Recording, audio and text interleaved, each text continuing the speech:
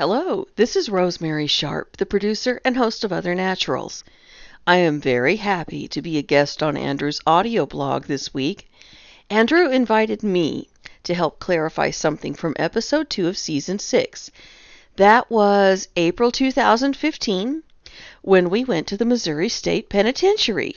We can start by clarifying that I didn't invite anyone to do anything, and I stand by my opinion. Well, which is exactly the point.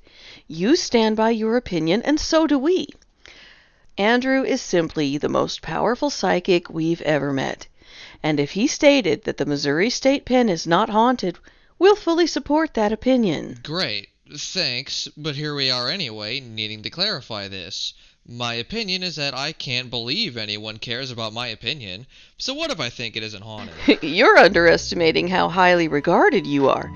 Anyway, the volume of mail and calls we've gotten in the last couple months about your assessment of the penitentiary is just so large that I thought some follow-up would be interesting. Your opinion is not on trial, neither is anyone else's. So, is that it then? Was that the clarification? Oh, not quite. I'd like to walk through this if you don't mind. Please, tell us what happened, in your own words, at the penitentiary visit. Fine. It was a dark and stormy night. We went to the Missouri State Penn in April of 2015 and spent the night there, crawling through cells and dungeons and risking our necks on those staircases. The stairs were awful. We picked up crazy EMP reading, voices, footsteps, shadows. In the morning, we were packing our stuff up, and here comes Greg Hatchett, sticking his camera in my face, asking, "Well, Drew, what are your final impressions of the prison?" I said, "Everyone knows what I said by now. I said, it's a cesspool, but it's not haunted."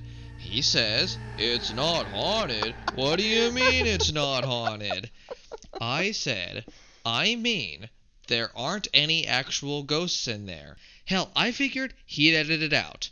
That's what editing is for. But no, my buddy Greg there likes to stir up trouble, so my comments made it onto the show, and now we're getting all this mail. Well, I'm glad people are watching and paying attention. Much to my surprise, my opinion is actually taken seriously, to the point that I apparently pissed off not only our audience members who believe in ghosts, but also 3 separate shows that have been to the Penn and claim to have found ghosts. I'd like to add that Brentley didn't see any ghosts either. Nobody's giving him the 3rd degree. When you say that the Penn isn't haunted, you specifically mean that you didn't encounter any specific ghostly persons, which is not to say that there aren't a lot of paranormal things taking place in the buildings. People seem to think there are ghosts everywhere, but the opposite is true. There aren't many ghosts at all.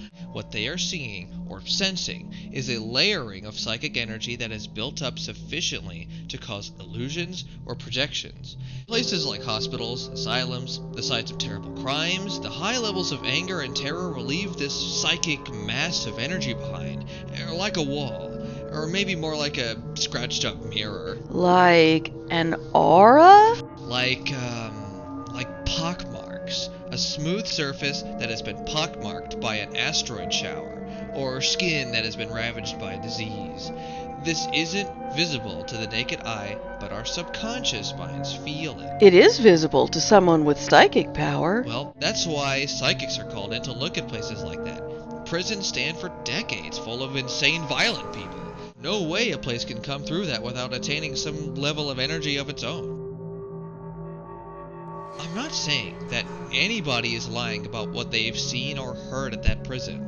I believe that they believe what they saw. And people got mad. Probably exactly like Greg knew. And me. You don't get to blame this solely on Greg. I gave the final approval on airing the episode as he... I'm not blaming anybody. I am saying that you two wanted this to be a controversy. You're enjoying this.